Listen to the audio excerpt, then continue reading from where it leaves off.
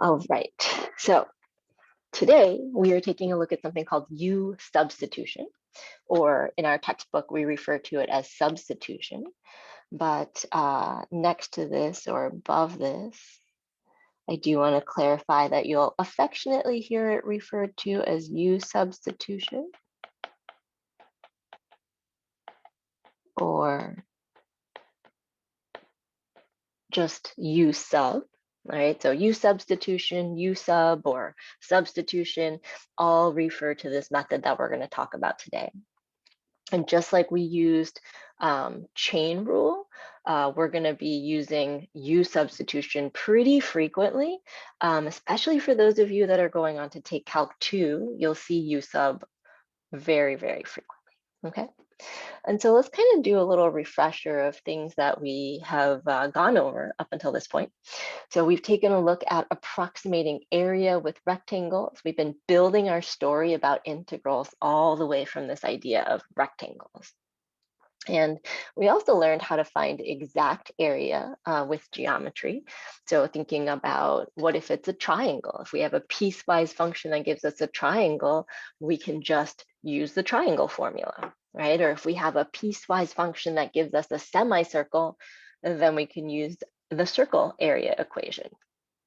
And so that would be one thing to sort of keep in mind, is that we can actually find exact area with geometry as long as we know that it's an exact shape.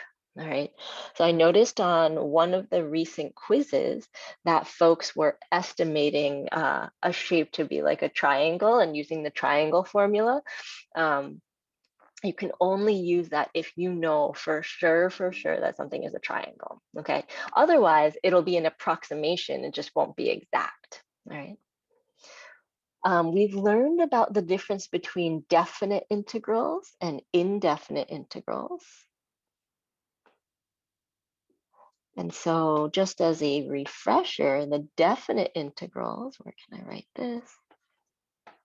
The definite integrals are when we see something like the integral symbol, we see a number at the bottom, we see a number at the top, and then we see some function, right? So when we have those numbers at the top and bottom, our answer is going to be a number, and that's what we call a definite integral.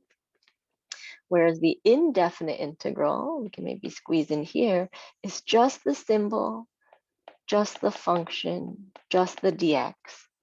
And our answer is another function. All right. Now there's one thing that the indefinite integrals have that the definite integrals do not have. Can anyone tell me what I'm missing from this expression right here?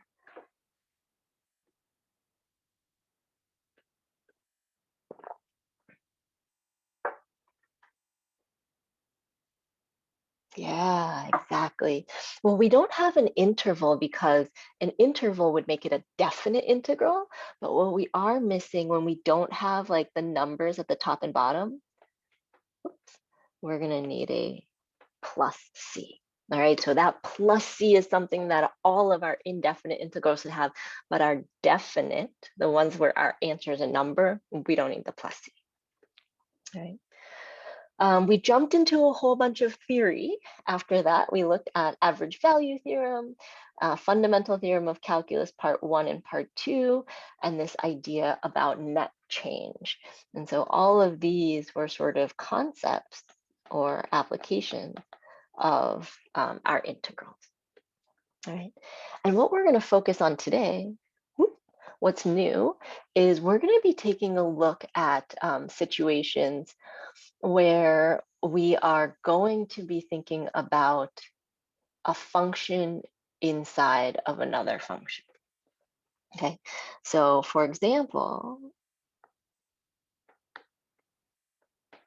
if I ask you to find the integral of x squared, what would you tell me that is?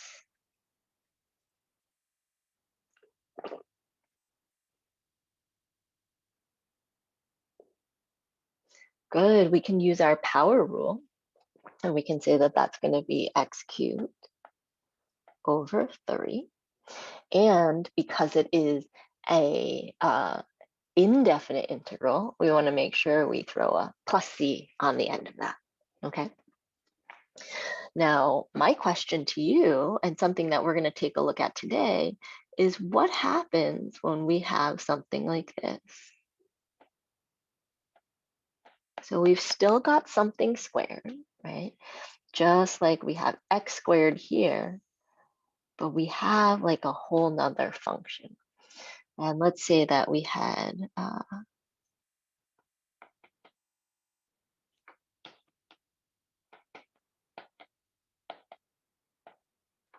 something like that. Okay, so we have a function inside of a function. That's going to cue us to look for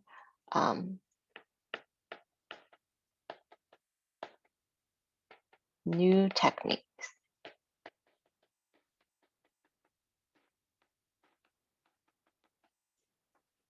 Right. And so today, that's going to be sort of our focus, is like, how do we find this quote unquote inner function? And how do we find that outer function? And then if we know that we have something that is, we took a derivative of, how do we get back to the original function? Okay. And so with that, let's go ahead and take a look at this concept, all right? So when we differentiate composite functions, all right? And I'm intentionally using some words that maybe we don't always see written down, but when we differentiate composite functions, all right? So differentiate means to take a derivative, right? When we take a derivative of composite function, right? And so let's think about what that looked like. We were saying like take the derivative, so d dx, of some function, but then there was another function inside of it, right? What was that? When we took the derivative of a function inside of another function, what did we get? Exactly, we use chain rule, right? And so when we're using chain rule, we took the derivative of the outside, so f prime, we kept the inside the same, and then we multiplied by the derivative of the inner function, okay? Now, once upon a time, this was sort of challenging for us. And I think that we've learned how to see this and use this pretty effectively over the course of this class. But at some point, it was new and it was hard. And so if we were to sort of summarize this, all right, this is a little trick that I use when I'm taking notes in my own math classes. Sometimes the symbols make sense to me and sometimes I need to write it out in words. So if I were wanting to remind myself, I might say, find the derivative d dx of f of something that is not just, right?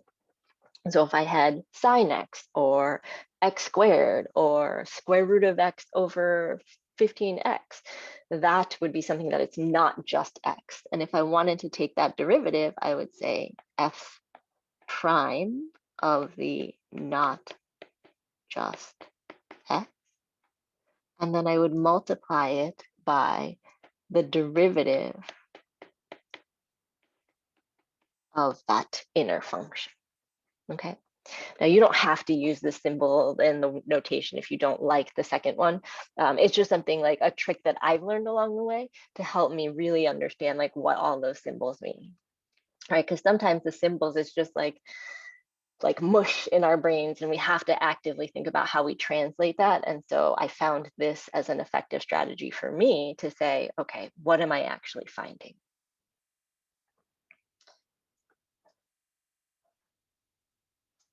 All right. So let's think about this next piece, right? So when we integrate the derivative of composite functions, right? So if I say that I took a derivative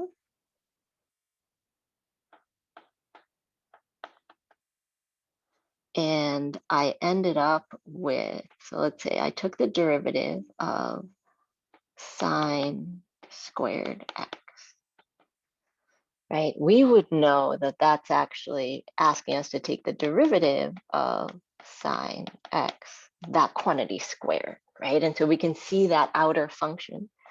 And we would know that derivative is going to be 2 sine x times cosine x, right?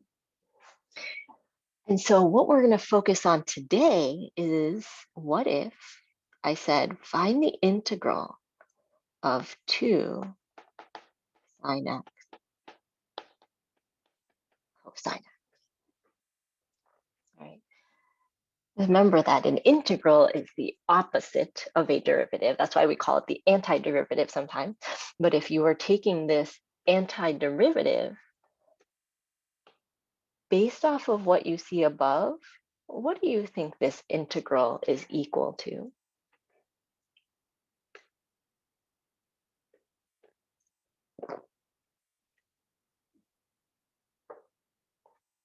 Yeah, it's almost like I gave you the answer and I said, go backwards. What function did we start with originally? And so the integral of 2 sine x cosine x is sine squared x plus c, all right? Now, how did we know that? Like, how would we find this out if we didn't think, okay, let me take the derivative. Here's my answer. Okay, so when I go backwards, then my starting one is going to be my answer. Yes and no. Yes and no. I think the one on the test is a little bit different, but this sort of same idea that derivatives and integrals undo each other, right?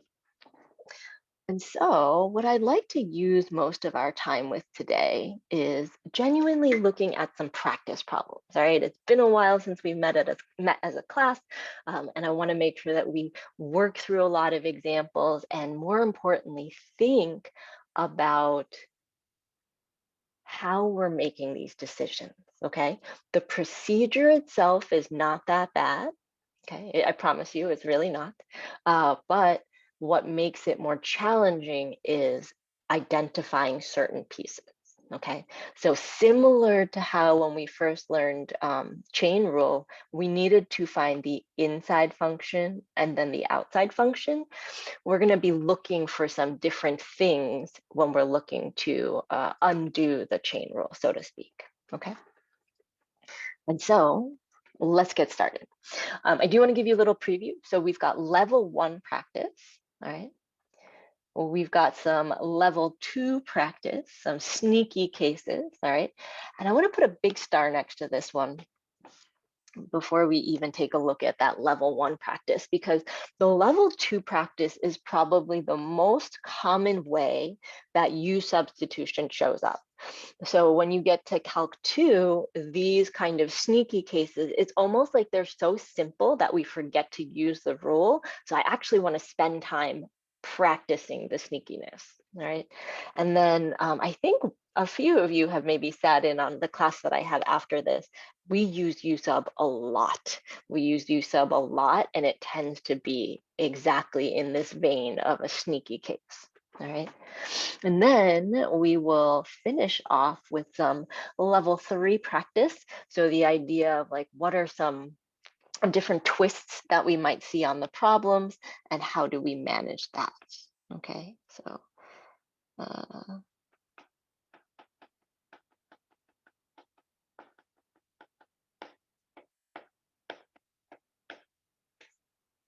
right. I would say that as we are going through the sections, the most important ones are this level 2 practice and the level 1 practice, right? The level 1 and level 2 practice, those are your foundations, your bread and butter. If you master the skills in these 2 sections, you're gonna do really well with the USAP, okay? So let's go ahead and write out that our focus for this one is actually in decision making. And earlier I said this section is called substitution, but a lot of people actually call it U substitution. And so the decision making we're going to be doing is actually around identifying what this u is, okay? And so we're going to walk through the first one. And I will tell you this first example is unique. It is unique in the sense that we have a choice for our u, okay? We will not always have two very viable options. Most of the time, there's going to be one piece of the function that's like screaming, like, this is the u, and the rest of it is going to be like, yes, we agree. But in this particular example, we're actually going to be able to set up two different cases, all right? And so I want us to just kind of keep that in mind as we're looking at this example, that example one will be fairly different from the other one, but it'll give us a chance to practice two different ways of setup and knowing and seeing like if it's actually correct or not, okay? All right, so I've got example one, which is the integral of sine x times cosine x, all right? And so I'm going to show you how I would approach this problem, all right? If I were approaching this problem, I want to figure out a u, all right? And in this case, I'm going to say, I want to choose sine x as my u, all right? And so this sine x right here, I'm going to say is my u. Now, every time you find a u, you're also going to find a du, okay? And actually, let me write it this way. We're going to find a du dx. And so what is the derivative of sine? Good, it's cosine. All right, so let me just scooch this over a little bit. All right, so we know the derivative of sine is cosine x. All right, so we pick a part of the function, we find the derivative, and then this part is a little, I don't know that we've actually done this part before, but you see how we write this as du over dx? It turns out that we can sort of use this like a fraction, all right? So in other words, if I wanted to move the dx to the other side, how would I do that? Like what math operation would I use to move the dx to the other side? Yeah, exactly, Matt. I would just multiply both sides by dx, right? And if I do that, I'll get du equals cosine x dx, okay? Now, I know I'm asking you to just kind of go with this, right? I'm saying I'm just picking this random u, and I'm going to take a derivative, and then I'm going to multiply by both sides by dx, all right? Now, let's go back to the question, because I want to tell you why I'm doing this. So if I go back to this original question, and I make this substitution, in other words, everywhere I see a u, or everywhere I see a sine x, I'm going to replace it with u. I would end up with this, the integral of u cosine x dx, right? If all I did was make that substitution, I would end up with this, integral of u cosine x dx. Now, one thing that I think is super important in life, but unfortunately mathematics does not work this way. I do believe that there is so much value gained by mixing and matching different kinds of things. But any mathematician will look at this that I've written right here and start to panic a little bit. And they might start to panic a little bit. It might make them so uncomfortable because we are mixing letters together. We are mixing a u with an x. And unfortunately in math, one of the ways like our whole system works because we tend to use the same variables. And so in order to solve this particular integral, we want to make sure that everything is in use, not just part of it, all of it, okay? Now, check out what we found along the way. Like life would be easier if I got rid of this cosine x dx. what's another way that I can write cosine x dx according to what I had written in the blue there? Bingo, right? Cosine x dx, cosine x dx. Another way of writing that is du. So check this out. I'm going to do all the substitutions. I'm going to change everything to have u. All right, so no more x's, only u's. We're going to have the integral of u du. Now, why is that important? Well, what if I asked you to find this? Integral of x dx. What would you tell me that's equal to?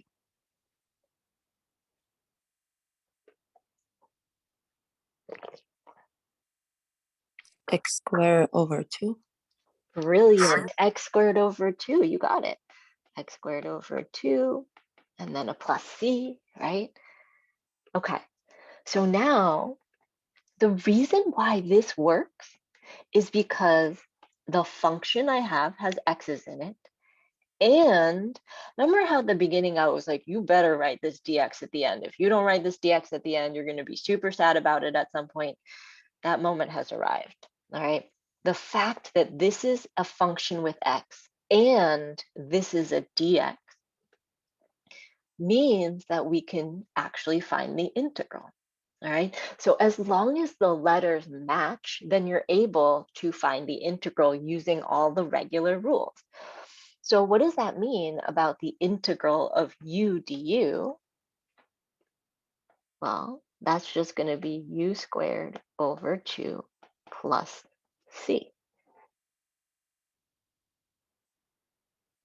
All right, so I treat the u just like the x because I have a u and I have a du. And so all I need to use is the power rule here. I have u squared over 2 plus c. Now, again, as mathematicians, we sort of have a rhyme and reason to why we're doing everything. The question was asked, with x. So if you give an answer that has u's in it, you didn't finish answering the question. The very last step that we're going to do here is we're going to make sure to put back in the x's. All right, so everywhere we see a u, we're going to throw in a sine x instead. So instead of u squared, I'm actually going to have sine squared x over 2 plus c.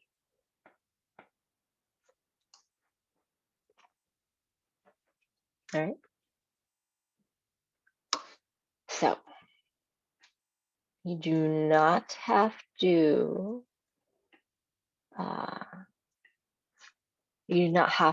say out loud in the chat or anything like that, but if you could do maybe a quick thumbs up if that sort of makes logical sense. Not that you can do it on your own yet, because we've only seen one example, but thumbs up like that makes logical sense. Or you can send me a direct message if you're like, I don't even know what we're doing right now.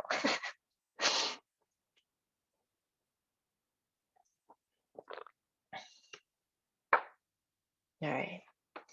So I think a really common question that I get about u substitution, about this process, is how do you know? Like, how did I know that I was going to choose my u to be sine x? Okay. And so it's very natural that you might say, what if we start the problem over again and we choose differently?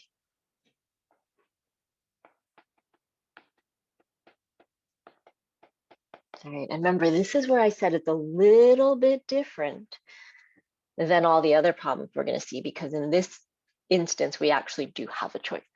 I see a question in the chat. Would we always have to sub our u at the end? Yes. So whatever letter your question gets asked in, that is the letter you want to finish with, right? So if you have x's in the beginning, you better have x's at the end. If you have y's in the beginning, you want to have y's at the end. If you have v's in the beginning, you want to have v's at the end. Okay, so you always want to sort of respect the question by saying, this is the way in which it was asked, so I'm going to give my answer in a similar fashion. All right, cool. All right, so we're going to try this question again, because you know me, I love to do questions in more than one way and see if it works out for better or for worse, right? And so the first time I went through, I said, I'm just going to choose u as sine x. But this time I'm going to play like what if. What if I chose my u to be cosine x? All right, so help me out here. If I say u equals cosine x, then what is du dx?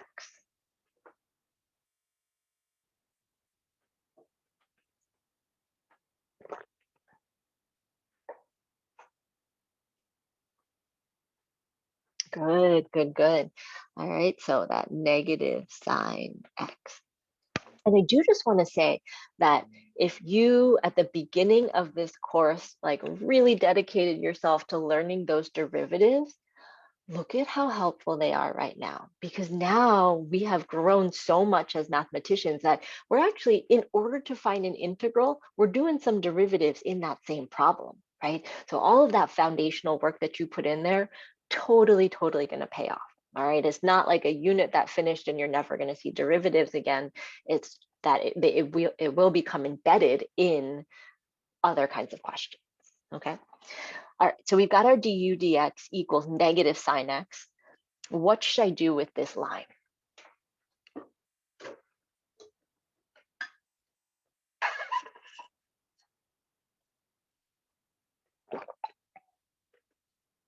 Exactly, we're going to move dx to the other side. All right, now du will equal negative sine x dx. Okay, now why would I move the dx to the other side? Because it's not always about isolating the du. Okay, are we forgetting about the original sign and just looking at u? Not sure I understand that question. Do you mind rephrasing that?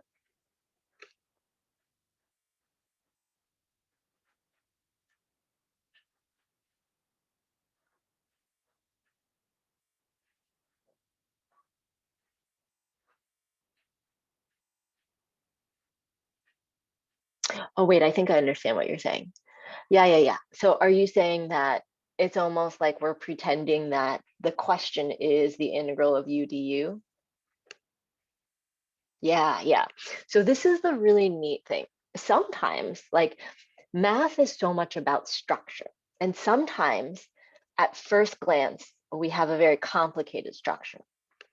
But using other things we know, we're able to rewrite a function in a simpler way that still preserves the idea that we're going to be doing, so that we can use tools that we know, like in this case, power rule. And then at the end, we simply plug that substitution back in. So yes, it's almost like you're watching a magic show and you don't see what's happening behind the scenes, but somehow that rabbit still comes out of the hat, or whatever trick it might be, right? So we're working both behind the scenes and in front of the scenes. Okay, it's a pretty cool idea. Some questions you'll see, like not in this class, but in other future classes, you actually do like a double U substitution. So the questions become so much more complicated that in order to solve them, you need to do one substitution and then you need to do another substitution to get down to that basic structure. Okay. But going back to this question, the beauty in getting the dx to the other side is I have a dx that I can substitute out, and I have a sine x, and that I can substitute out. But there's probably one more thing that I should do in order to perfectly match what I have in my equation, right? In my equation, I have sine x dx that I need to somehow convert to a u or a du. But in my actual expression down here, I don't have sine x dx, I have negative sine x dx. What can I do here to match exactly here? Exactly. We can divide away that negative sign. Just like we move the dx to one side, we can take that negative sign and we can move it to the other side. And so I'm going to divide both sides by -1. I'll get negative du equals sine x dx. All right, so let me write that down here, that I divided by -1. The beauty in that is now everywhere I see sine x dx, I can replace it with negative du. It is a perfect match for what I have in the actual problem. And so if we substitute everything out, let's see what we get. We're going to get the integral of u, that's the cosine, times negative du. Now, one thing that we learned about integrals and with derivatives is that when we see a constant, we can actually bump that to the very front. And so in this case, the constant I'm going to bring to the front is a -1.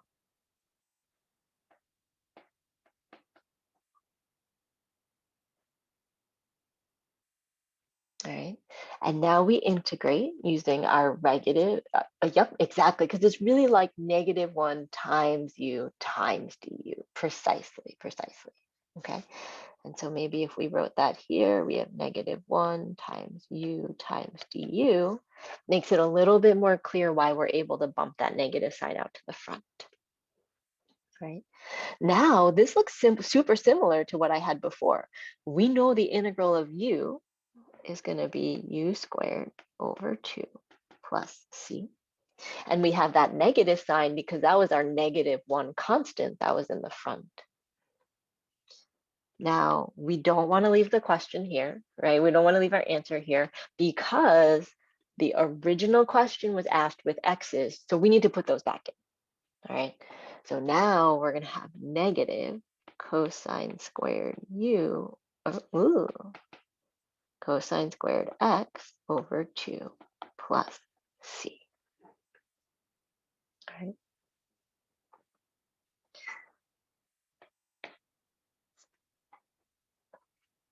We were able to solve both ways, meaning we picked one as a u and it worked, and then we picked the other one as a u and it worked. And I will say that these two are equivalent answers. You just have to do some trig substitutions to sort of get to that same answer, okay? I don't want to take the time to do that today because I think it's not as relevant to the idea of identifying your u, okay? More so I wanted to use this as a question to show us that sometimes we do have that flexibility and we can choose either one and it's going to be okay, right? But let's take a look at example 2, because I think that idea that you can choose whatever you want as your u doesn't always work. And so it's really important that we start to hone this idea of what is going to be a good u and what might be not a good u, okay? And so this is where I'm gonna need you folks to work with me, okay? So in this question, we have the integral of sine x over cosine cubed x. And so what I would like you to do is take a moment, and you can send this to me either directly, or if you're feeling very brave, you can put it into the whole group chat. But I would like you to tell me, what do you think your u should be? Okay, so let's kind of start there. What do you think your u should be? And I'm hoping that we'll get a few different answers, because I think it's important to try things, see what works, see what doesn't work, and use that to guide your decision making. Not because I told you to do this, but because you tried a few and you were like, oh yeah, that one doesn't work. Okay. All right, I've got a couple guesses coming in, so let me stop talking. Keep sending those guesses in. Let's see, what do we think should be our U? All right, I love this, I love this.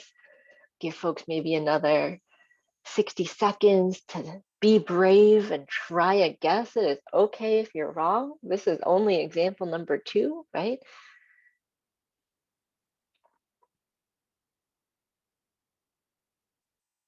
All right, you got another 30 seconds to put in a guess.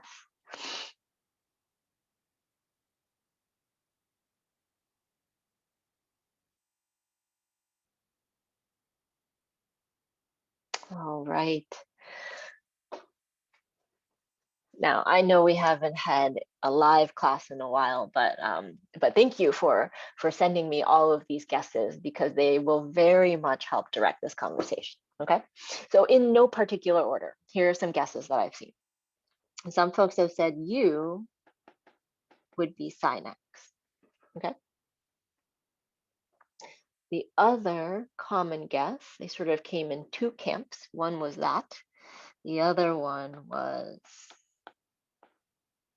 this, which maybe we'll rewrite as this.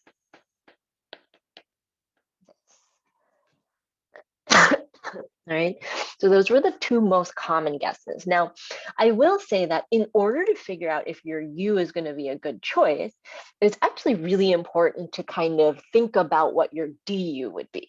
And by think about, I mean, you can write it out. That's probably a good place to start. But the DU often tells you more about whether you chose the right U than anything else. Okay. And so if you have U equals sin x, then our DU is going to be cosine x dx. All right, now I'm writing it that way because I'm saying, I know it's du dx equals cosine, so I'm just going to go ahead and multiply the dx to the other side, okay? Now, if I look back at the original question, okay, and I'm saying that my u is up here, was I able to match the rest of the equation with my du?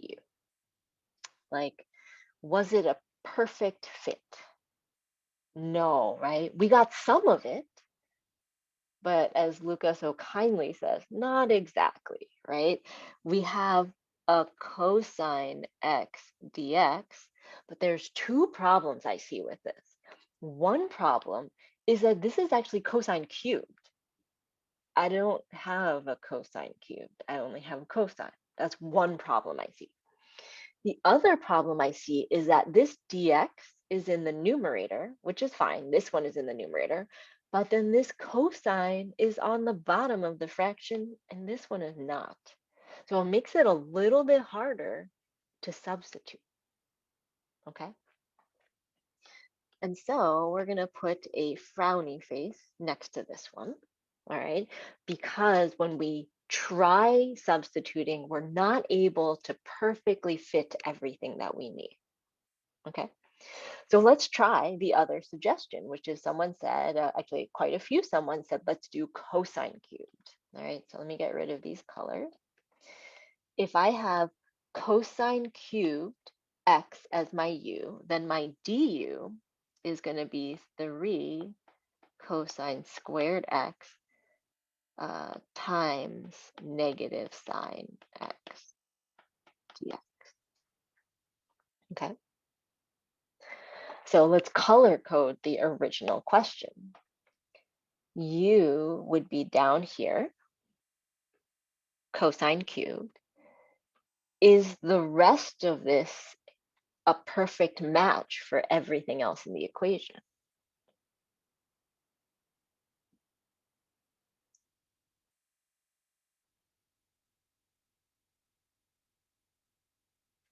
No, right? We've got a lot of extra things going on.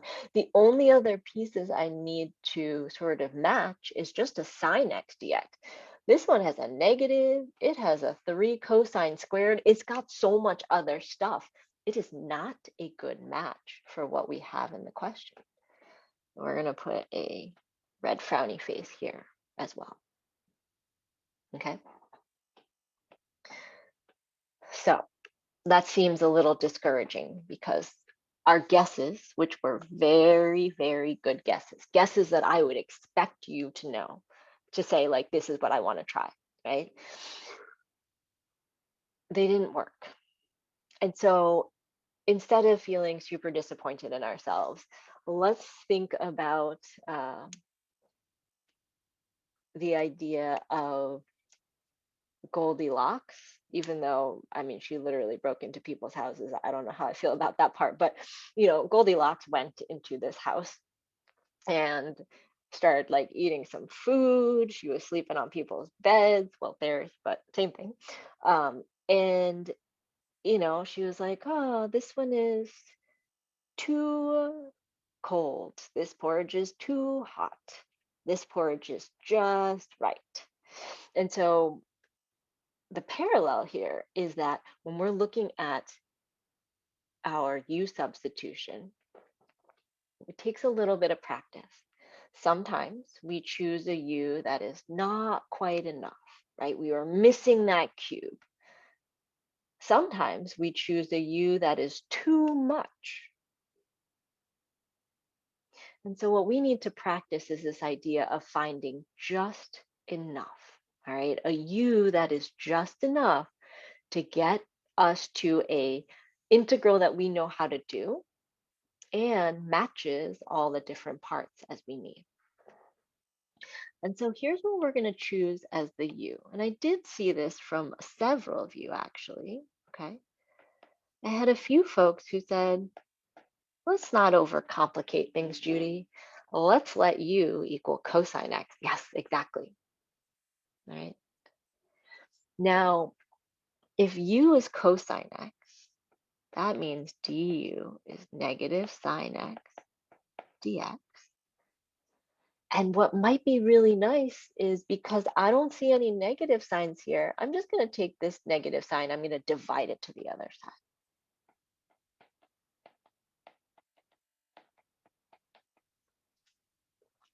Okay. Now, before we substitute everything in, I'm going to take the original integral and I'm going to rewrite it, sine x. And instead of writing cosine cubed, I'm going to write it like this, cosine x cubed. Okay. Now, let's see what matches. Ready? U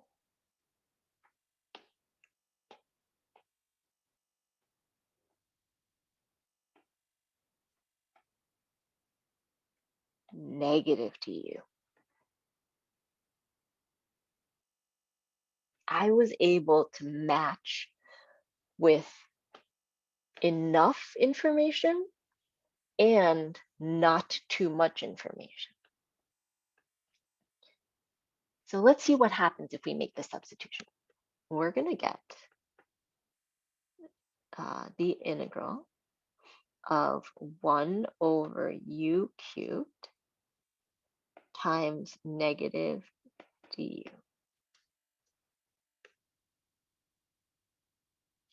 And let's rewrite that as negative the integral of what might be a nicer way of writing 1 over u cubed if I know I'm going to be taking an integral.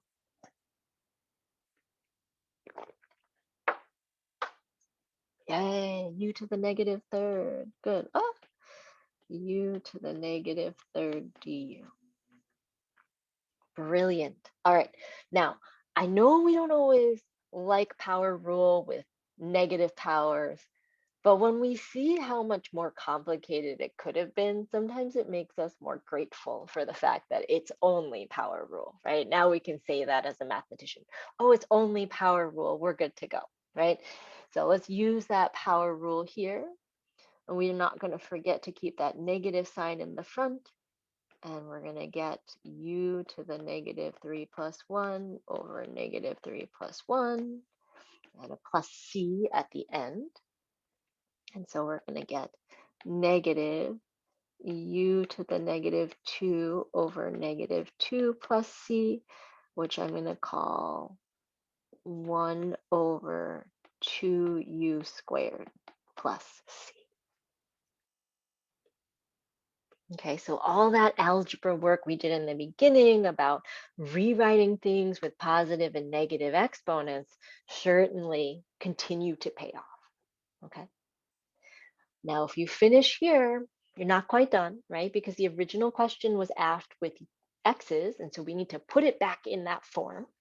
And so as a final answer, we could say that we have 1 over 2 cosine squared x plus c.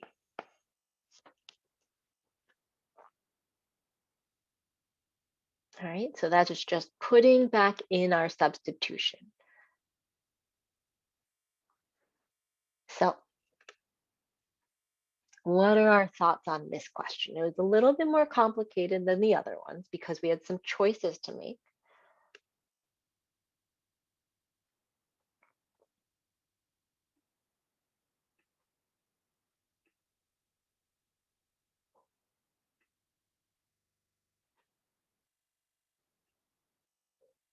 All right.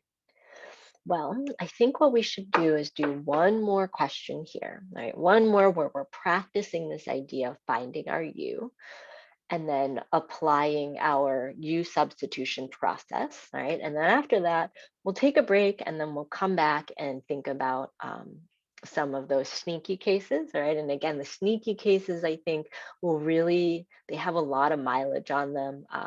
You'll see them frequently, but if it's on your mind as a sneaky case, then I bet you won't fall for those tricks, okay? All right, so same thing again. Here's a new question. We have this integral of 2x plus 1 times the square root of x squared plus x minus 3 dx. And you can either put it out there publicly or you can send me a direct message. What do you think your u should be? Okay. And I see one answer out there. Well, let's wait for a few more, see what other ideas are out there.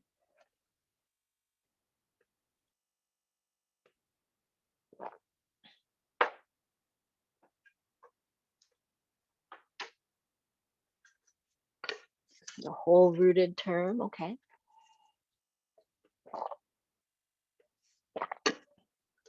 All right.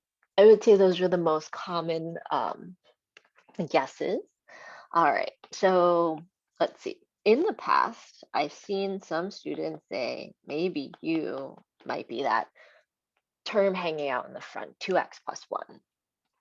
But when we find a du, we get 2 dx. We might realize that does not take care of any of this, right? So this is like Goldilocks eating baby bear's porridge. Like it is too cold. So there's definitely not enough information here.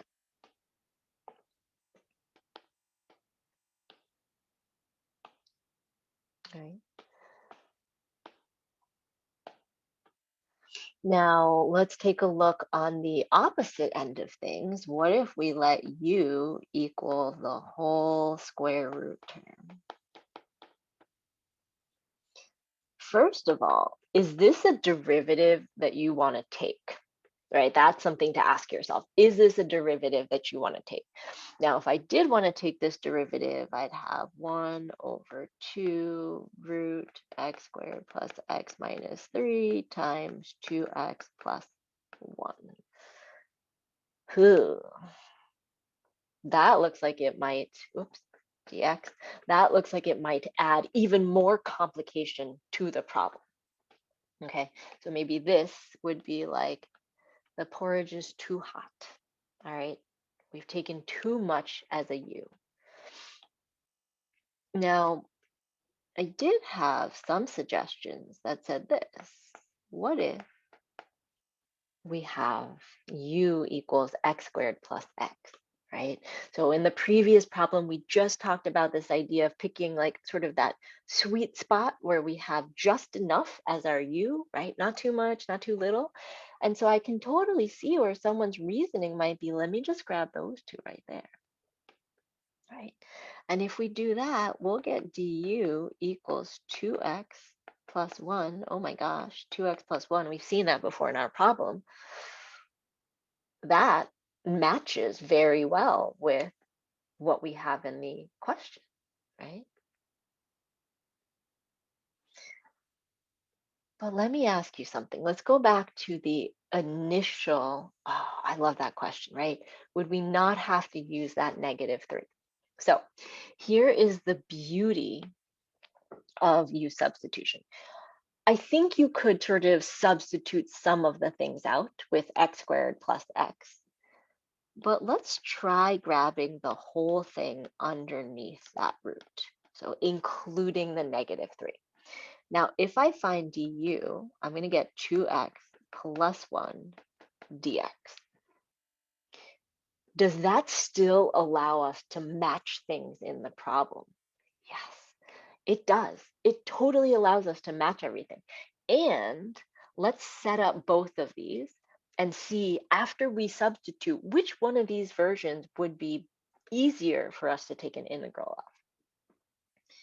So if I use this first one, I'm going to get the integral of square root of u minus 3 du versus in the second one where we sort of group the entire thing under the square root, we'll get the integral of the square root of u du. All right. Now this is definitely a pick your poison because we have to integrate. Which one of those would you prefer to integrate?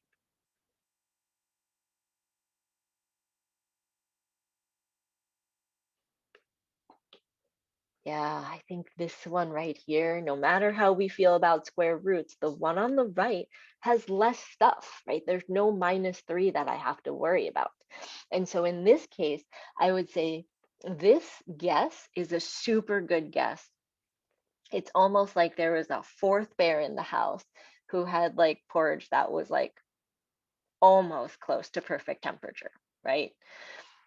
But we still have this little -3 situation. And so oftentimes if there's a constant that the derivative is going to go to 0 anyway, we just kind of put it in there for the ride, right? It allows us to say everything underneath that square root, all of this is going to be my u, right? And then everything else will be my du.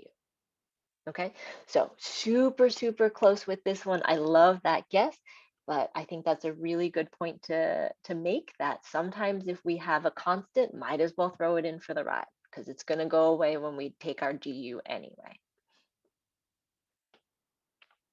All right, so all of that being said, let's make our substitution. So we're going to get the integral of the square root of u du, which we want to write as the integral of u to the 1/2 du, right?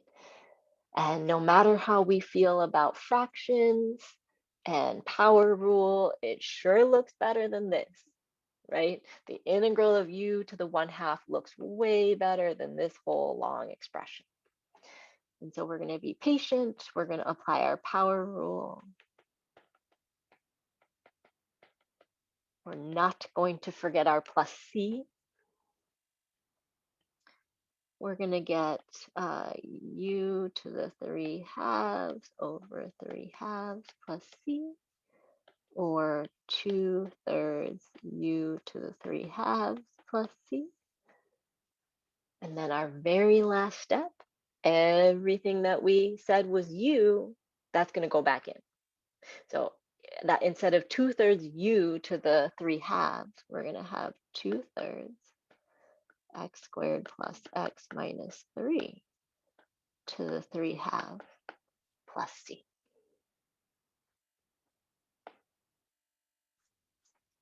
Right?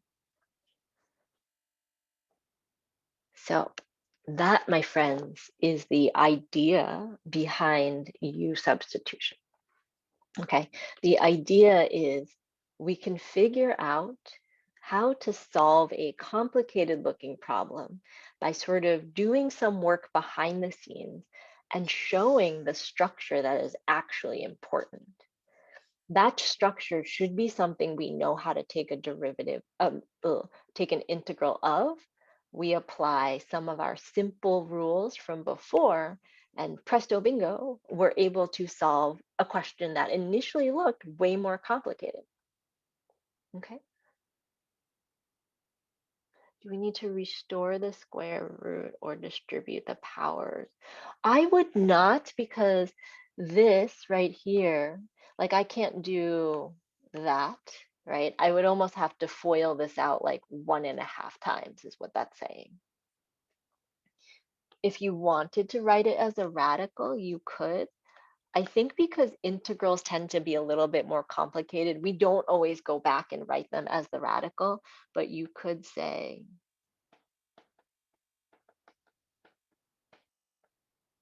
something like that might be a valid answer as well. Okay, but I would say for this class and for most Calc 2 instructors, I think something like this would be sufficient. Okay.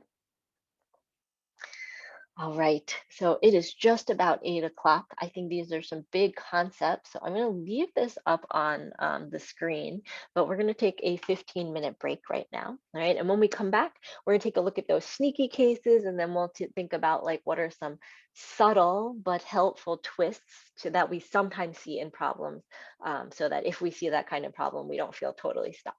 Okay, so it is 8:00, almost 2 right now. Let's be back from break at 8:17 a.m. All right, so I'll leave this up on the screen so you can kind of see the flow of how things work, but we'll be back in 15 minutes.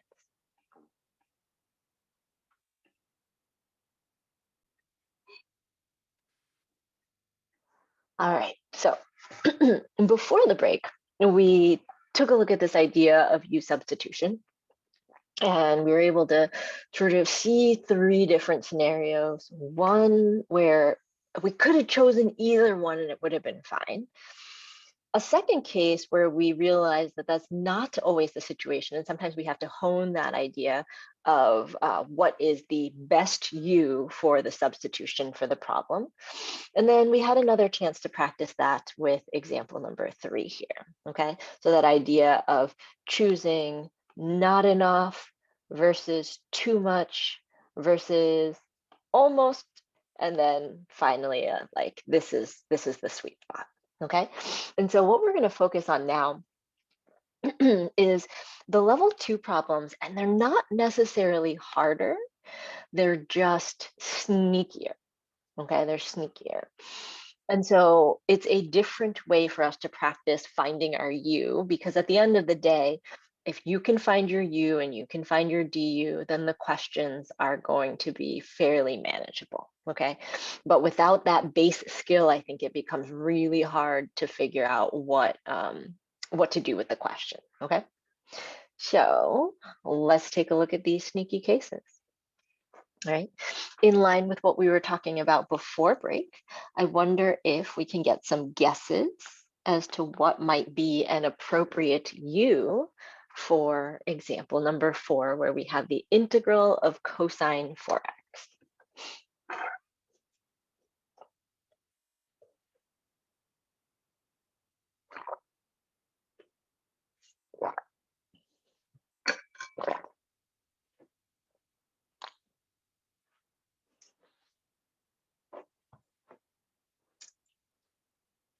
And again, you can send this over directly. You can be brave and put it out in the whole chat. What do we think might be a good U today for this problem? All right, I see a few guesses coming in. I'm going to wait for a few more just so we make sure that that we have exhausted all of our options. Okay. Now I'm seeing a lot of guesses for 4x, okay? And so let's explore that option a little bit. Let's see what happens if we have u equals 4x. Then du would be 4 dx, okay? Now, if we think about the question, then what we would be saying is that this would be our u. And then, I don't know though, I have a 4 dx, but in the question, I only have a dx. What are some ideas around how we might be able to handle that? Because it's got to match exactly with the question that I have.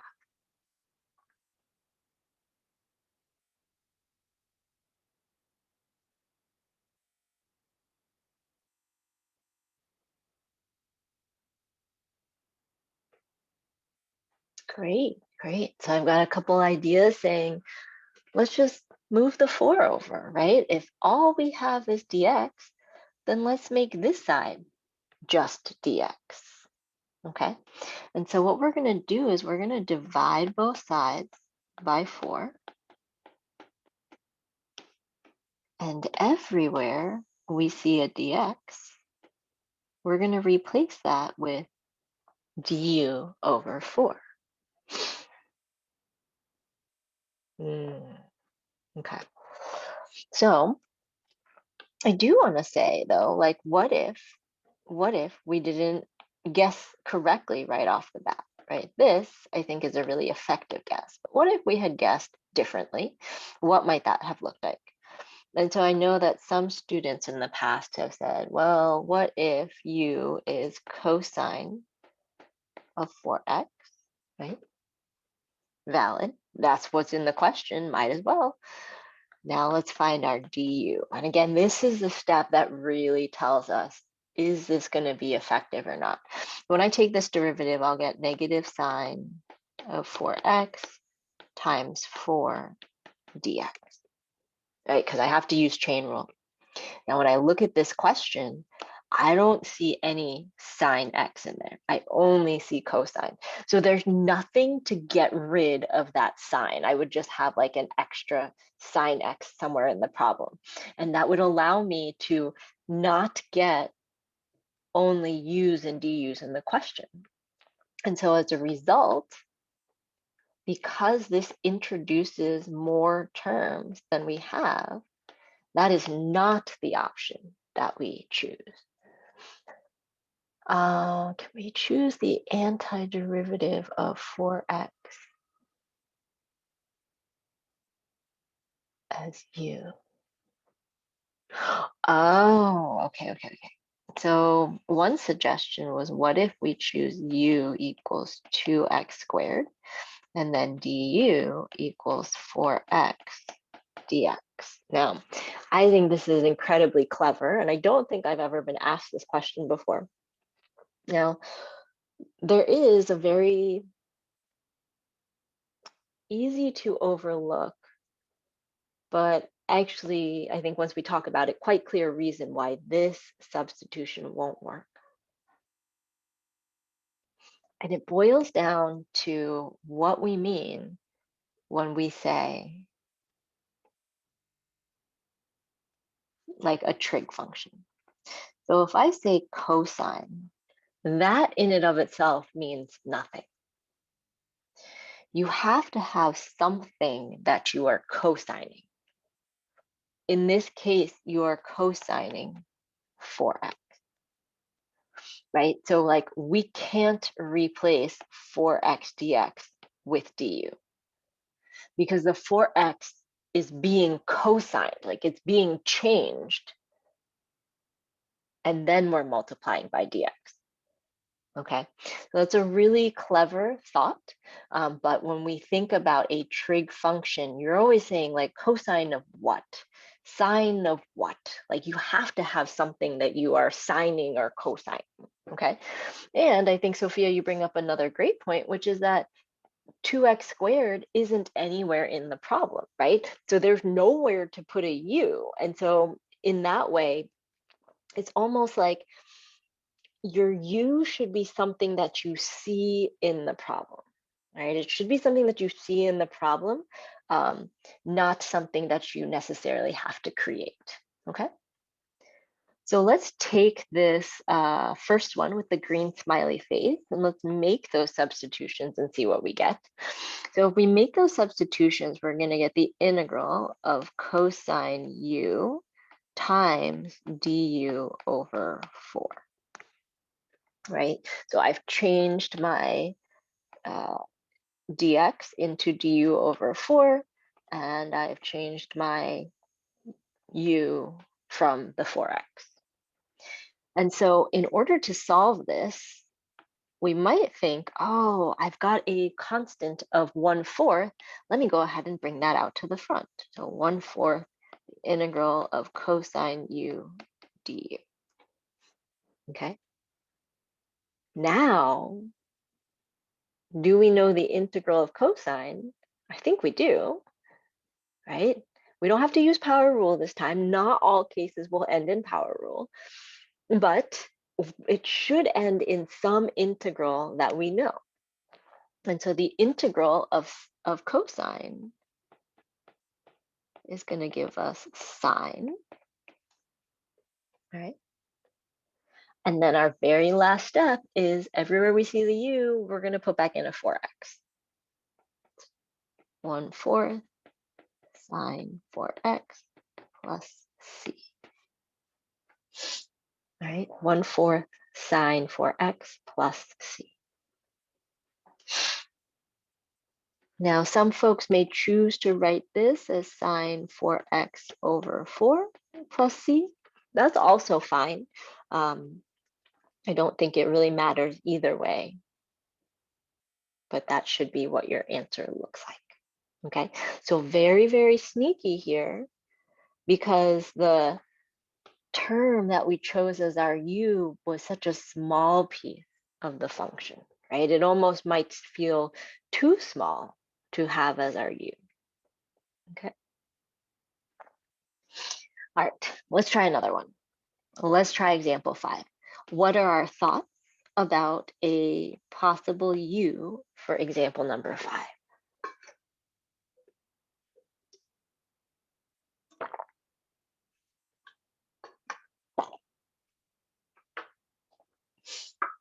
Ooh, I don't know if you could have given me 2 better guesses, 5x or 5x plus 7.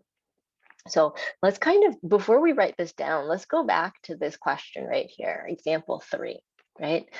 And remember, we talked about how like this was definitely too little, this one was too much, and then there were sort of these two that both simplify things, but then we got one that still had a constant in it, and then one that was just a u, okay? And so in this case, if we have u as 5x, then du equals 5 dx, or we could have u equals 5x plus 7, and du equals 5 dx, right? So that plus 7, it doesn't matter, right? It doesn't matter because the derivative of that is going to be 0 anyway. Now, one of them, though, will make it so that we can integrate, and the other one will make it so that we can't actually integrate, right? Now, before we try plugging it into the equation to see, maybe what we should do is, because I noticed there's only a dx in here, I'm going to take this 5 and I'm going to divide it to the other side.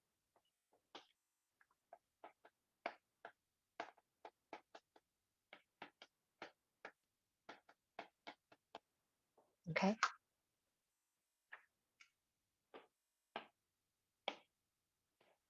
Now, if we make a substitution with just u equals 5x, we would get the integral of u plus 7 du, or the other way, we would get the integral of u square root of u du. Okay. Now, I would argue that we choose the one on the right for more than the fact that it's simpler. This one, we would actually need to use u sub again in order to solve that. Okay, so I just want you to sit with that for a little bit. This first version, we would actually need to do a double u sub because we have more than just u underneath that square root. So if you want to do a second substitution, by all means, go for it, right? But I think most of us are in here to say, what is the most efficient way that we could solve a problem? And so typically that efficient way is if you have something under a square root, you're going to grab the whole thing to be your u, okay? Or if you have something raised to a power, you want that whole thing raised to the power to be your u, constants included, okay? This allows us to say our dx, we can replace with du over 5, all right? So we'll get the integral of the square root of u times du over 5. We're going to go ahead and bring that 1/5 out to the front. And at the same time, we're going to change this to u to the 1/2 du. Okay. And now we're going to use our power rule.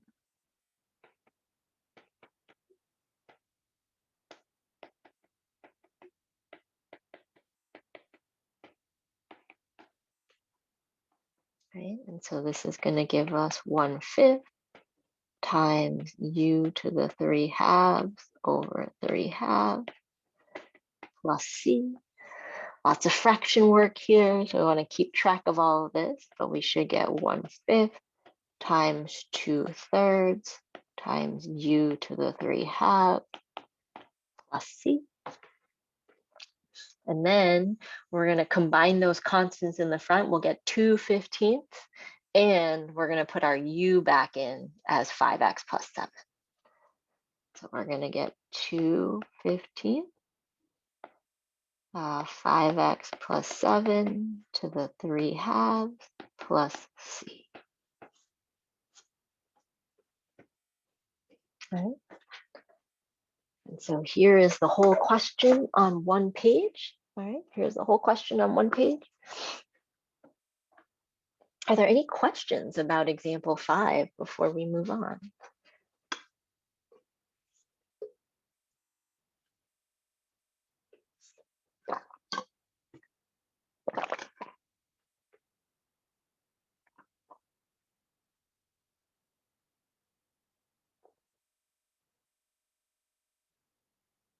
All right, well, if you think of a question, you can certainly ask. But let's go on to example 6. What are our thoughts? What might be a good u here? All right, and maybe let's put 6 and 7 on the same page. Give me your ideas for u for 6 and a u for 7. All right, let's kind of plan out both of these here.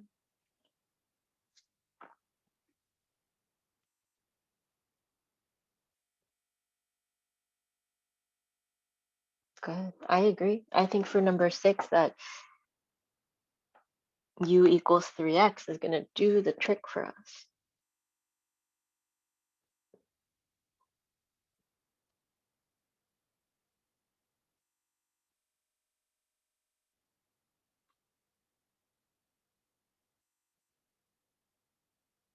Okay. Any ideas on number 7?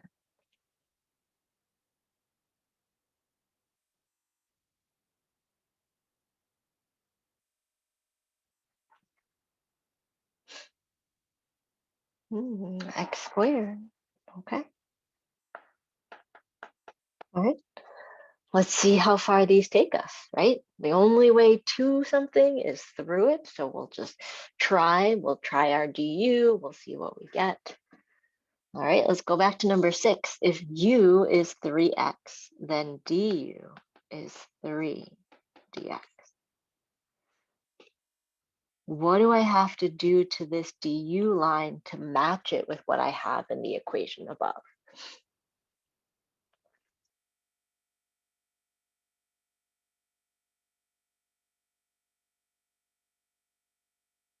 Yeah, we got to isolate that dx, and we can do that by dividing that 3 over, right?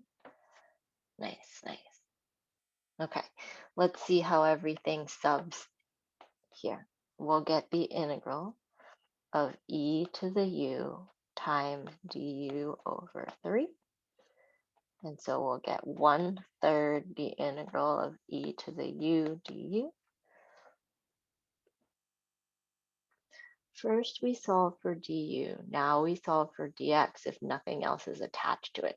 Yes, and so Abby, you bring up a really good point.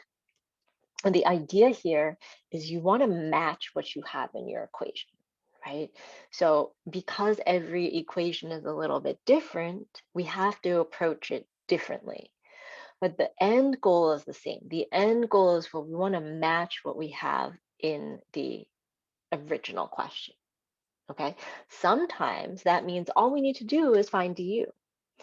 Sometimes we have to like divide some things away to make it match what we have in the question. Okay. And I think we'll see a different twist on that in number 7 as well. So great question. All right. I know we haven't talked officially about the integral of e to the u, but what's the derivative of e to the x? Maybe we start there. What's the derivative of e to the x?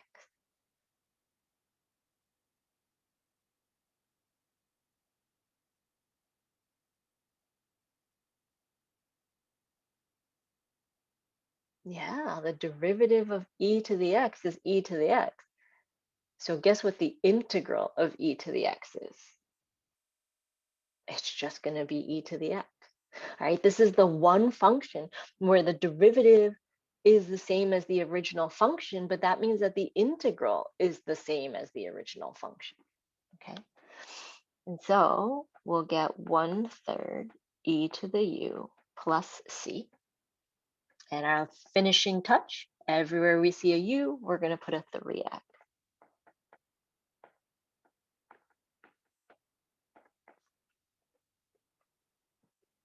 And there we have it.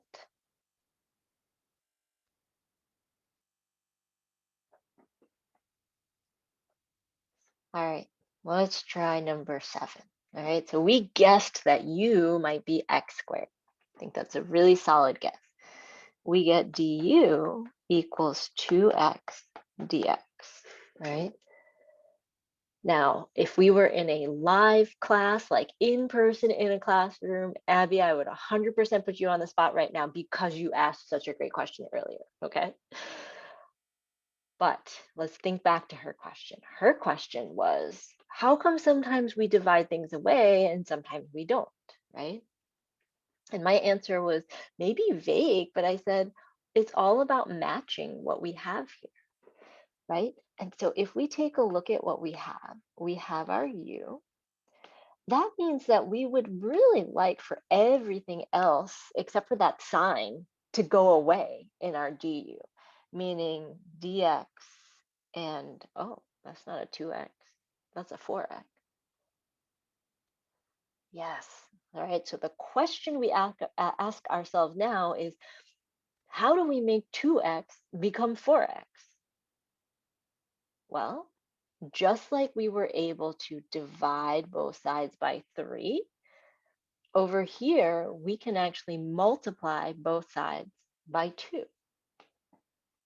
So that rule that you learned way back in when you first learned how to solve equations, that whatever you do to one side of the equation is fine as long as you do it to the other side of the equation, that allows us to now match 4x dx and say that is the same thing as 2 du.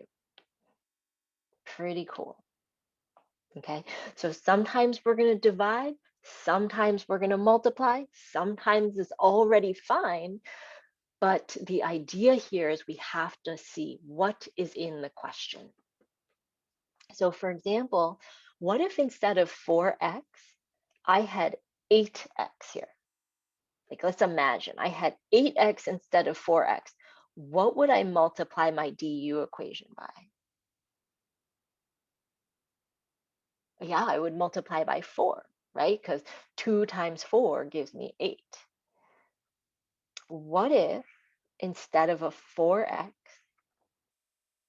I had a 5x? How could I turn the du line to match that 5x?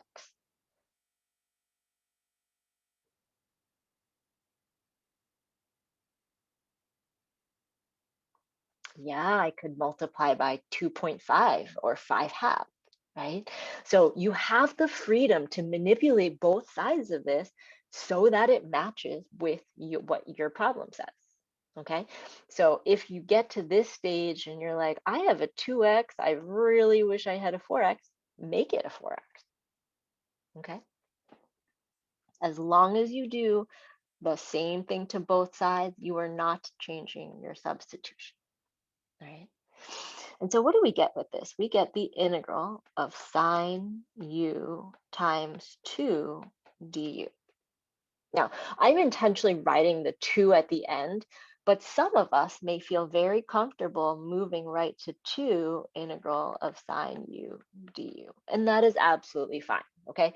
There is no real rhyme or reason that I'm writing the 2 du at the end, except I just want to show us that like this chunk of yellow is becoming this chunk of yellow, okay? All right, integral of sine. This is a good one to have on a flashcard. Yes, this is negative cosine. So we have 2 times negative cosine u plus c. All right. So I'm going to do two things. I'm going to take this negative, I'm going to bump it out to the front, and I'm going to replace my u with x squared. Negative 2 cosine x squared plus c. All right. Now, if you leave it like this, what you are telling your reader, all right, whoever's looking at your work, is that this is the same as negative 2 cosine of x squared. Like if we had written parentheses around the x squared, that is the same thing. However, this is not the same thing as this. Okay, so we want to be really careful about what our notation means, right?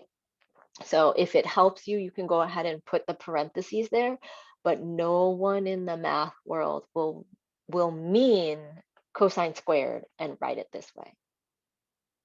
Okay, so just be really careful about that. Make sure you're understanding like what's being cosigned. Like in this case, you're taking x squared and you're cosigning that whole thing.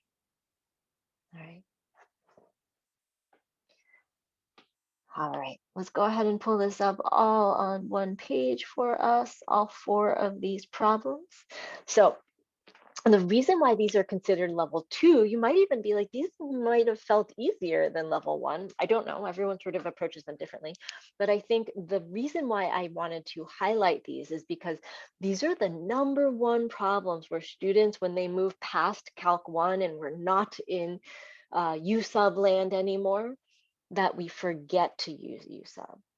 All right. And I want to make sure that we don't forget that. I want to make a big deal of this because when you get to these problems in your future courses, I want you to look at those and be like, oh, that's that sneaky U sub. I'm not going to lose any points on this. Like, I know I need to do U sub here.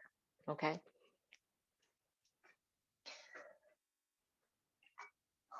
All right. We've got quite a bit more to do. And so I think for the sake of time, we're going to sort of pick and choose a little bit. Okay. So we're going to pick one from the level 3, and then we're going to pick maybe 2 from the level 4. Okay. So, all right.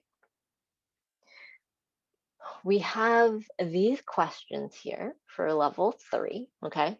So like I said before, they're like a little bit more of a twist. My guess is that you will be able to do number 8, okay? My guess is that number 9 will be more difficult. So what I'd like to do is give you the answer for number 8, so you can come back to this, use this as an extra practice problem. And I'd like to spend time going over number 9 in person, okay? So number 8, if you set things up and you do your U sub, should result in something like this.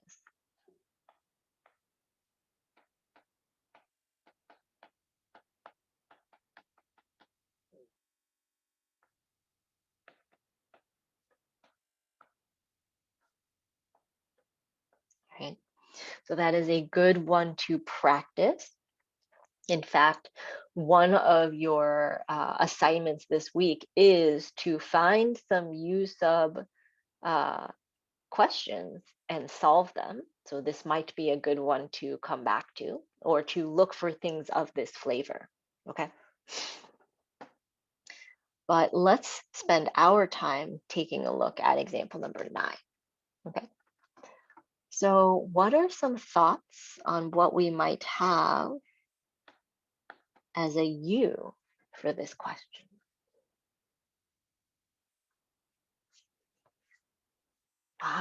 X minus 1. All right, let's give that a try.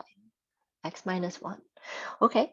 I said earlier that du is a good step to help us figure out whether we're headed in that correct direction or not. What is our du here? If u equals x minus 1, what does du equal? Good, good. And in fact, it's going to be 1 dx, right? That dx is so important because if we don't have that dx, we can't get rid of the dx in the question, right? So 1 dx would be that derivative. All right, now let's try substituting and let's see what we get, okay? So if I substitute here, I'm going to get the integral of x over the square root of u du. Man, that's so close to having all u's in it. I really wish that I had didn't have that x on top. Yeah, too many variables. I will say though, we actually have enough information here, okay? So this is the twist for this kind of problem. Ready?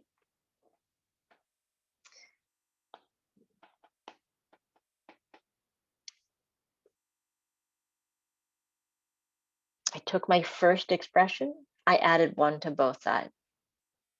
Now, everywhere I see an x, I'm going to put u plus 1.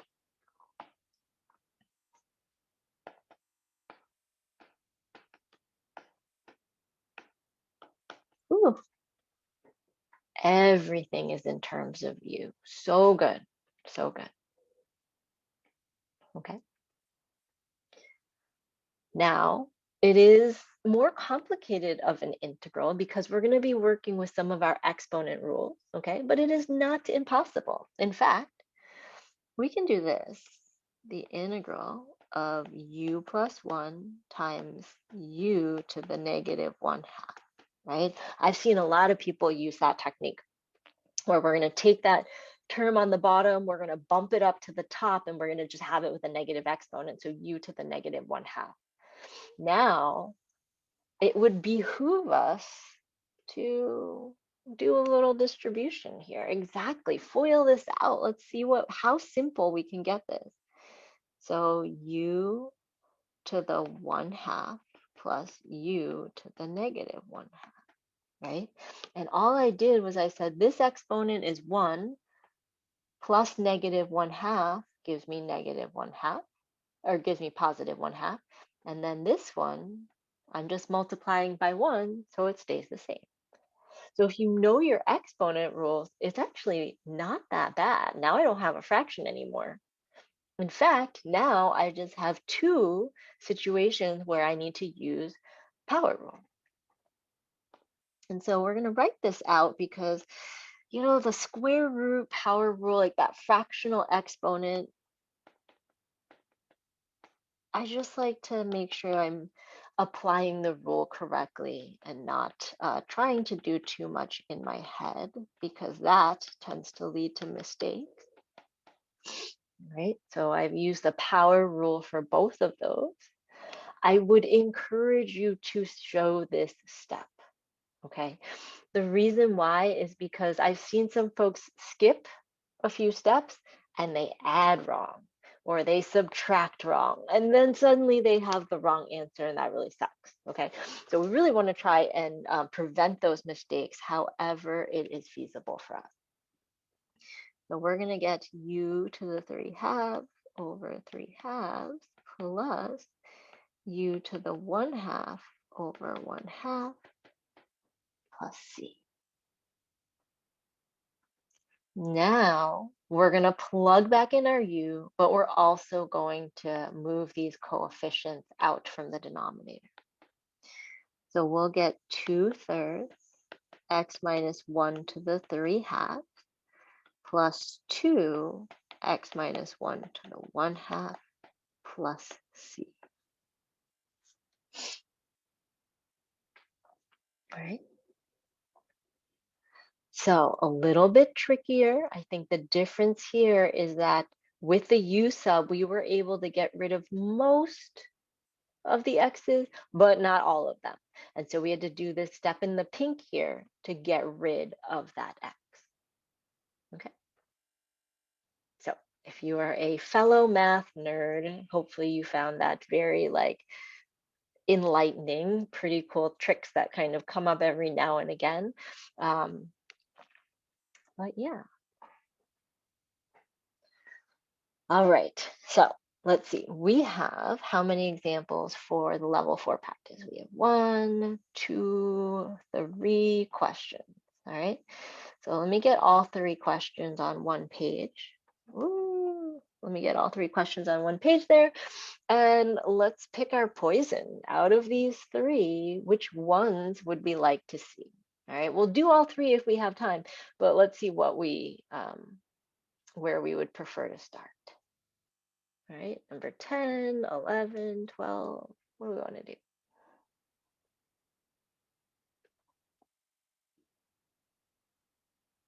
12, okay. Yeah, I feel like we are a little bit shy about our trig, so maybe that is a good one to start with, okay? So let's start with 12. We'll work our way through the others depending on how much time we have. All right. So example 12. This, my friends, is a definite integral. Okay. Now, most of the time when you do u sub, it's going to be an indefinite integral. However, there's a special technique we use to do the definite integrals with u substitution. And I would like to show you sort of both ways that that might happen, okay? And so in this case, we are going to start exactly the same way in that we're going to find our u and then we're going to find a du, okay? So what are some guesses as to what might be good for a u in this case? And I know there's a lot going on, so let's try to keep that trig trauma at bay, right? But what might be a good guess for you?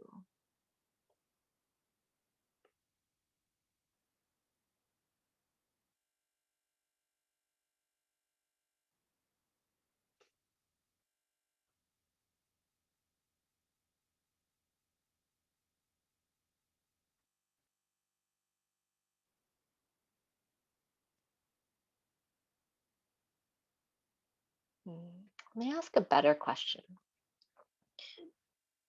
Do we see a function and part of its derivative somewhere in the equation? Okay, let me say that one more time. Do we see a function and part of its derivative somewhere in this whole expression? And we might notice that in these parentheses, that pi x cubed over 2, remember, pi is a constant, 2 is a constant. I don't care how you feel about them, they're a number, right? Pi over 2 is a number. So really, I'm saying, do I see part of the derivative of x cubed somewhere? And I sure do.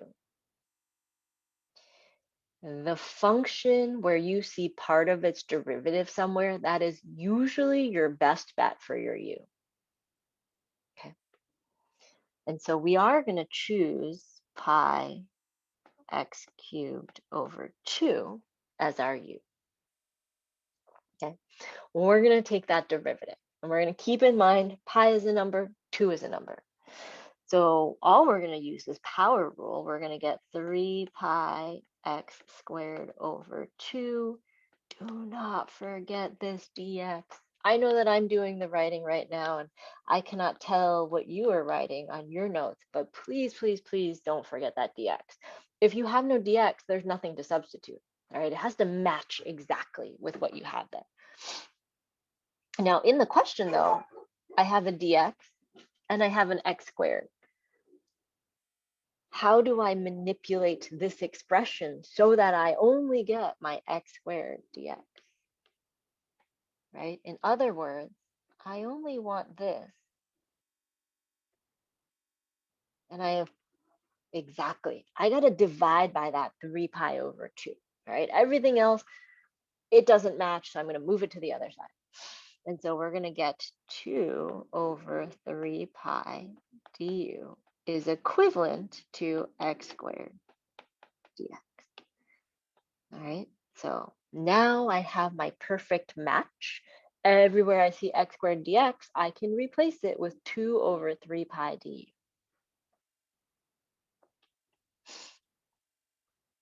Okay. Now, this is where there's sort of two camps of thought depending on your professor, okay? I will tell you what my camp is, and I will also show you what the other camp is, and you can choose whichever way makes more sense to you, okay? So remember, the thing that's different about this one, other than it has some trig, is it has some bounds, which means at the end, I should have a number, okay? But this number 0, is that an x number or a u number?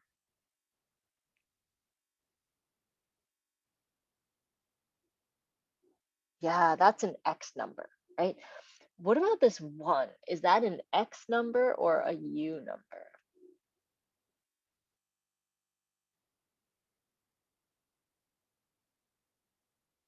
Yeah, these are both x numbers.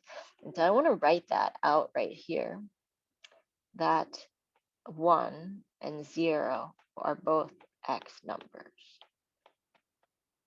Okay, but when we do our substitution, so if I were to make my substitution right now, I would get the integral of cosine u times 2 over 3 pi du, right? I've changed everything to have u. If I write 0 and 1, I am mixing my x's and u's. That is not allowed, okay? So here's what I like to do. I like to go ahead and change my bounds, okay? So I've changed the x number to be a u number, and then I can put those new numbers in as my bounds. Now, how do I do that? Well, we're going to take this first equation, and we're going to plug in 0 for x, and we're going to plug in 1 for x, because those are my bounds. So u of 0, when I plug in 0, will give me pi times 0 cubed over 2, or 0. So the bottom bound is still going to stay at 0. That won't always be the case, but it happens to work out numerically this time. Okay. The other number I want to plug in is 1. So pi times 1 cubed over 2 is going to give me pi over 2. What that means is my top number in the world of u is pi over 2. Okay? The green numbers I wrote, those are u numbers. And so to be mathematically precise, if my equation has a bunch of u's in it, the numbers that I have as the bounds, that better be u numbers as well, right? Because we don't want to separate. This is not the beautiful reality that is our world, right? We want to keep all of the x's in one stage of the problem and all of the u's in a different stage of the problem. Okay. Now that we've changed everything to u, guess what? All we need to do is do a regular integral, plug in the bounds, and we will have our answer. We don't even need to go back into the x world. Okay, that's why I like doing that green part, because then I change everything to u and then I get my answer and I'm done. Okay, so what does that look like? I'm going to bring that constant out to the front, 2 over 3 pi. The integral from 0 to pi over 2 of cosine u du. Now, we've seen this a few times, but we know that the integral of cosine is sine. And I'm going to plug in pi over 2. And I'm going to plug in 0. And in particular, I'm going to plug the pi over 2 in first. I'm going to subtract what happens when I plug in 0.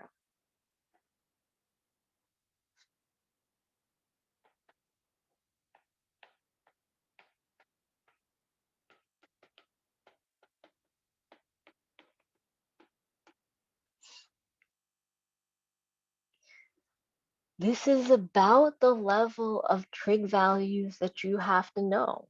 All right, like the big ones, the pi over 2, the 0, the pi, the 3 pi over 2, those are good values to invest in.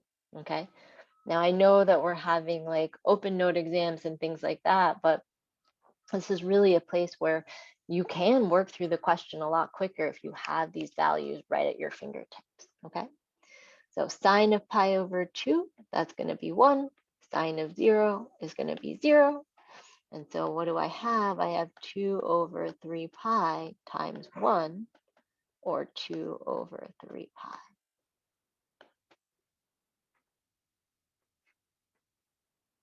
Right. So that is how I work through questions that have numbers in the bounds, right? A definite integral. I realize that those are x numbers, and I say, if I'm going to do all that work to change it to the u world, I might as well change the numbers to be u numbers as well. Okay, I find that to be more efficient for myself. It also prevents me from accidentally plugging in 0 and 1 and making that mistake. Okay. There are other instructors who approach it differently though. And so let me walk through quickly what other folks do. Some students like this method better as well because it feels very much the same as our previous problems where we return to the X world. Okay. So some students and some instructors prefer, you've got your cosine u times 2 over 3 pi du. Everything here is in u land. They don't want to change the bounds, so they do this. They say x equals 0, x equals 1. Okay. Now that is different from just writing 0 and 1, because you are telling your reader, whoever's looking at your work, that you know those are x numbers. X equals 0, x equals 1. That means after you integrate, you must return to the world of x in order to plug in your number. And so that might look something like 2 over 3 pi sine of u, x equals 1, x equals 0, right? So after we integrate, we get sine u, but we have to keep that as x equals 0 and x equals 1. Then we can do this. Sine of pi x cubed over 2. So we put the u back in. And now we could plug in 1 and we could plug in 0 for that x, or for the x, okay?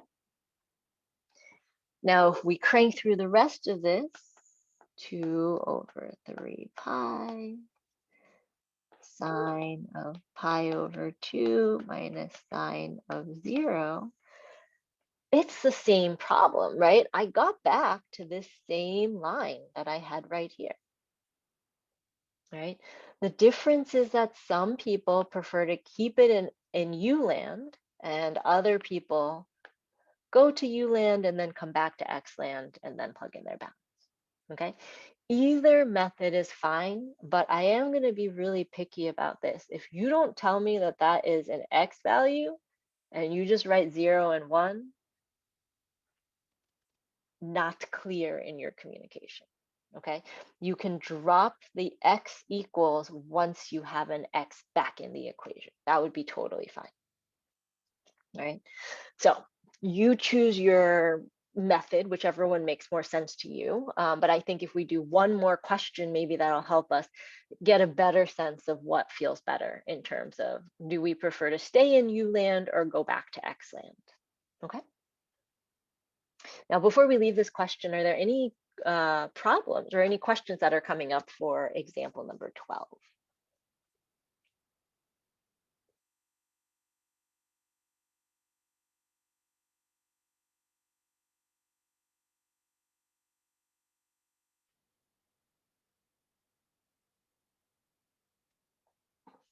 All right.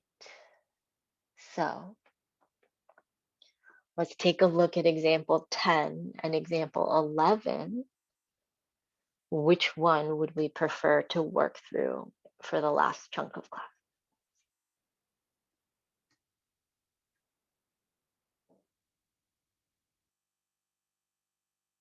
Number 11. That was my guess.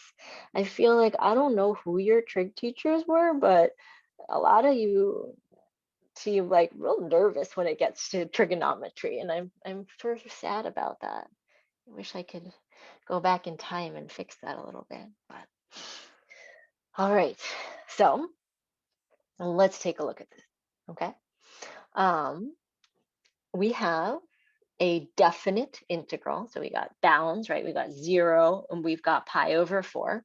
Now these numbers, according to our question, these are theta numbers, right? And I know that they're theta numbers because everything is like theta, theta, d theta, okay? And so I'm wondering if it would be helpful to write the question like this.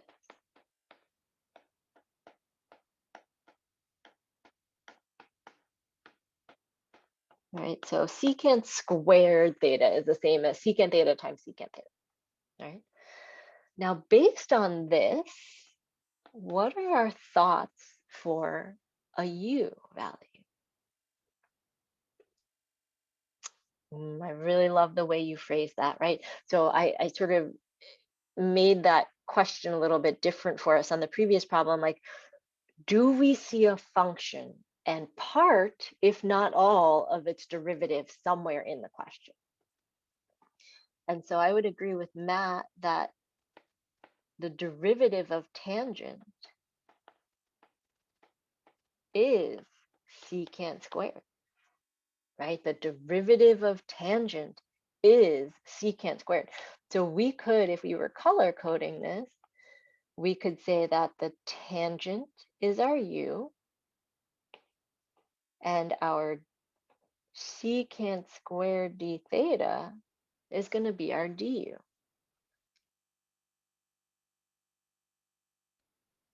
This is actually one of the nicest u subs that we've seen because we don't need to divide by anything, we don't need to multiply by anything. It's just all taken care of. The only thing we need to think about is those bounds, right? These bounds are theta numbers. If we want to make a u sub, we either do the u sub, come back to the world of theta, or we change the bounds to be u numbers right off the bat, and we never have to come back to theta land, okay? So how might that work? Well, u of 0 is tangent of 0, right? Anybody happen to know what tangent of 0 is?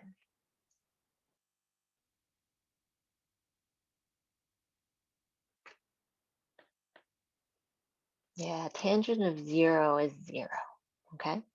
And then u of pi over 4 means I want to find tangent of pi over 4. Let's see, pi over 4 is one of the few angles where sine and cosine are the same, right? So since sine divided by cosine gives me tangent, and they're the same, I know that tangent of pi over 4 is 1. So check this out. If I make all these substitutions here, integral from 0 to 1 of u du, that is almost laughably simple compared to some of the other questions we've seen, right? I think once we make this substitution, that this is way cleaner than number 12, right? I think Luca was spot on that number 12 is a little bit of a nasty problem. Number 11, I think, is scary if you let yourself be scared by the trig. But if you can sort of see past that and you know your trig values, it's actually not too bad, okay? In fact, one of the first questions we did was, what's the integral of u du? U squared over 2. And I'm not going to have a plus c because I'm going to plug in 1. And then I'm going to plug in 0. 1 squared over 2 minus 0 squared over 2. We get 1/2. All right. How do we feel about that problem? Better. I promise not all trig is bad. Okay, not all trig is bad. All right. So here's what I'm going to do. Knowing that I asked you in assignment for this week to sort of go and find some questions and solve them, I'm going to give you the answer for number 10. All right.